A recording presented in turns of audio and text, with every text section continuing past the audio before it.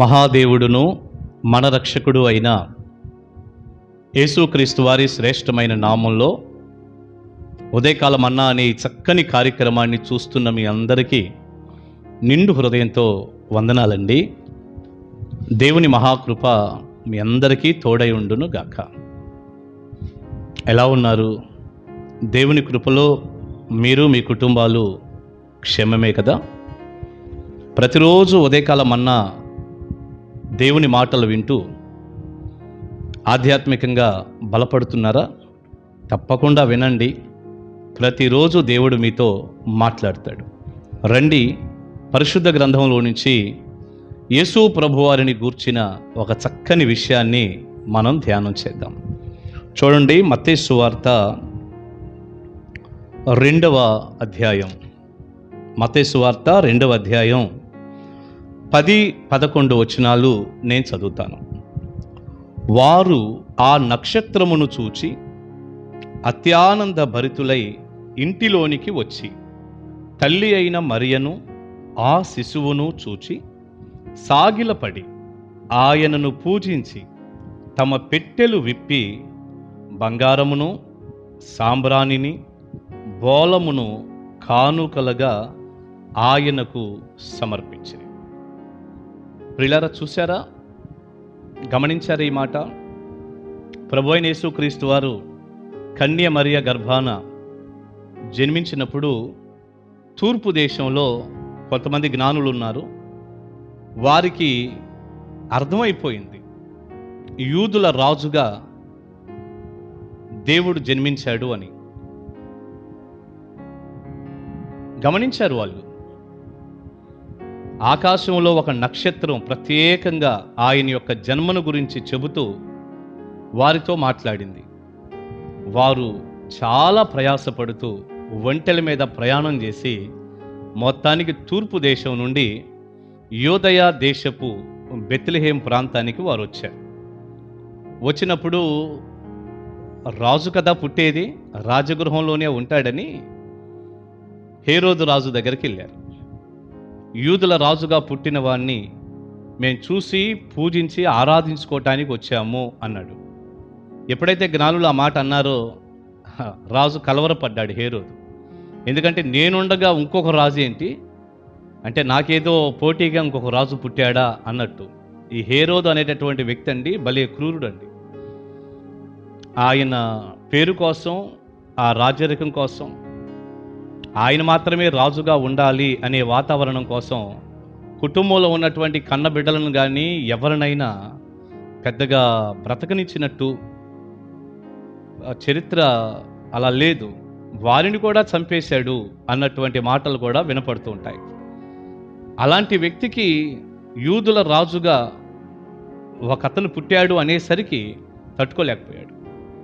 సరే, మొత్తానికి ఆయన అన్నాడు, మీరు వెళ్ళి చూడండి ఆయన ఎక్కడ పుట్టాడో, మీరు చూసిన తర్వాత మీరు పూజించాక నాకు కూడా చెప్పండి, నేను కూడా పోయి ఆయన పూజిస్తాను అని ఒక అబద్ధం చెప్పాడు.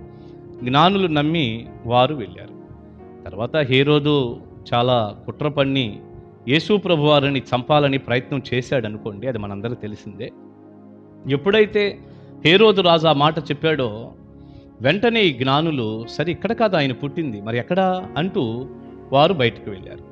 ఎప్పుడైతే వచ్చారో వారిని నడిపిస్తూ వచ్చినటువంటి ఆ నక్షత్రం మరలా వీరికి దారి చూపుతున్నట్టుగా వారికి ముందుగా మరలా తిరిగి ప్రయాణం చేస్తూ వచ్చింది. ఆ నక్షత్రాన్ని వారు వెంబడించారు. అయితే ఇక్కడ 10-11 వచనాల్లో ఏమనుందంటే, వారు ఆ నక్షత్రమును చూచి అత్యానంద భరితులై ఇంటిలోనికి వచ్చి అని మనం చదువుతున్నాం. ఆ పై వచనాల్లో ప్రియులారా, మరి ఆ నక్షత్రం వారికంటే ముందుగా నడుస్తూ ప్రభు అయిన యేసుక్రీస్తు వారు ఎక్కడైతే ఉన్నాడో ఆ ఇంటి మీదకు వచ్చి ఆగినట్టుగా మనం చూస్తాం. ఎప్పుడైతే అలా జరిగిందో వెంటనే వారు ఆ నక్షత్రాన్ని బట్టి మరి ఎంతో సంతోషించి మొత్తానికి యేసు ప్రభు వారిని లోకరక్షకుడైనటువంటి యూదుల రాజుగా పుట్టినటువంటి మెస్సయ్యను మేము కనుగొన్నాము అన్నంత ఆనందంతో వారు అత్యానంద భరితులై ఇంటిలోనికి వచ్చారు. అప్పుడు యేసు ప్రభు వారు ఇంటిలో ఉన్నాడు. ఇంటిలోనికి వచ్చినప్పుడు అండి, ఈ 11వ వచనం చూడండి, తల్లి అయిన మరియను ఆ శిశువును చూచి సాగిలపడి ఆయనను పూజించి. వారు ఎప్పుడైతే ఇంటిలోనికి వచ్చారో అక్కడ యేసు ప్రభు వారితో పాటు తల్లి అయినటువంటి మరియ కూడా అక్కడ ఉంది. ఆమె కదా జన్మనిచ్చింది, తల్లి ఉంది. ఆ తల్లి ఒళ్ళో ప్రభు అయిన యేసుక్రీస్తు వారు ఉన్నారు. ప్రియులారా, అక్కడ మరియ కనపడుతుంది, యేసు ప్రభువారు కనపడుతున్నారు.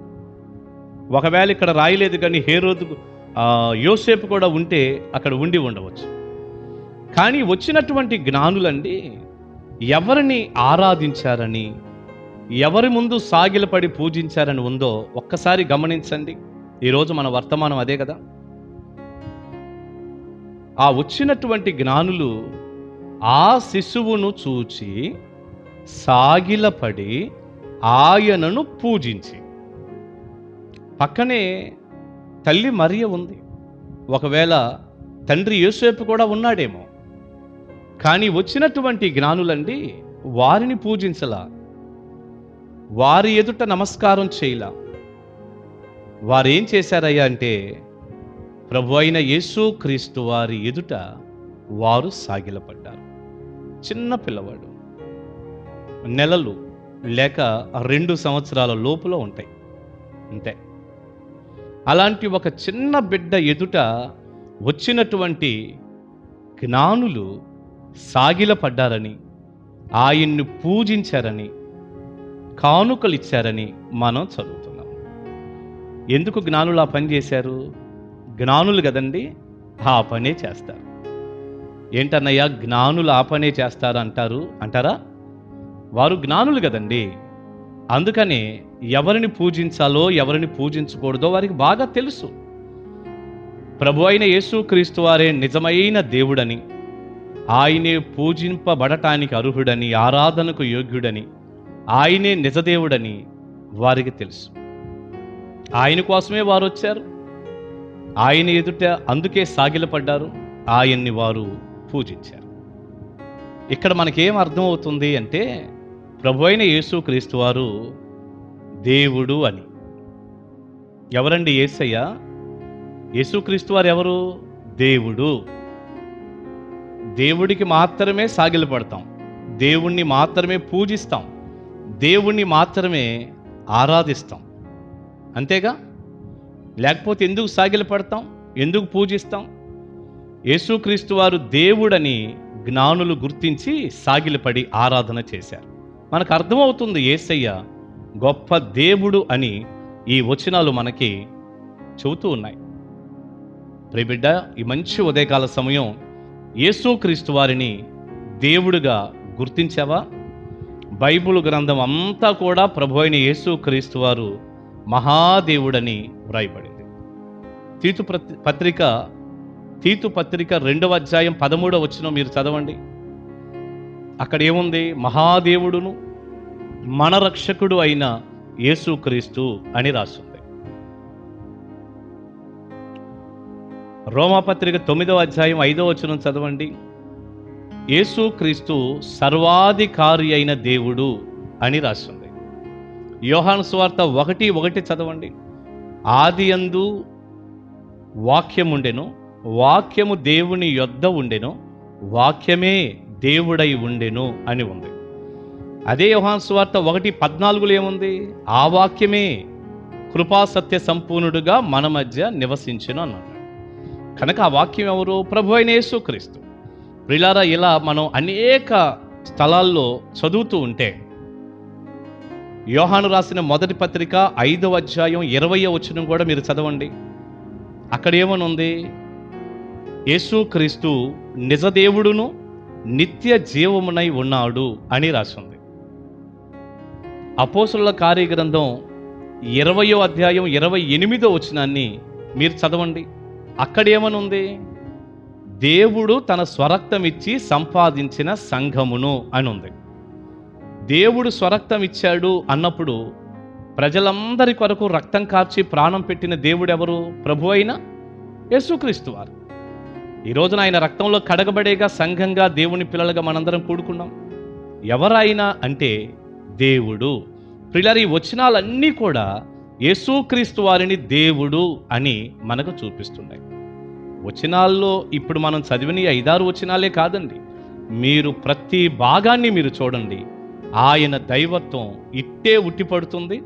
ఆయన నిజమైన దేవుడని, మహాదేవుడని మన కళ్ళకు కట్టినట్టు పరిశుద్ధ గ్రంథం ద్వారా మనకు తెలుస్తూనే ఉంటుంది, కనపడుతూనే ఉంటుంది.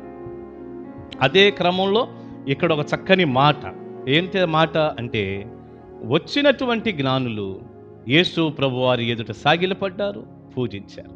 కారణం, ఆయనే నిజమైన దేవుడు, ఆయన స్తుతికి పాత్రుడు, ఆరాధనకు యోగ్యుడు. ప్రియబిడ్డ, యేసుక్రీస్తు అనే ఈ గొప్ప దేవుణ్ణి నువ్వు నమ్ముకున్నావా? ఈయన్ని దేవుడుగా గుర్తించావా?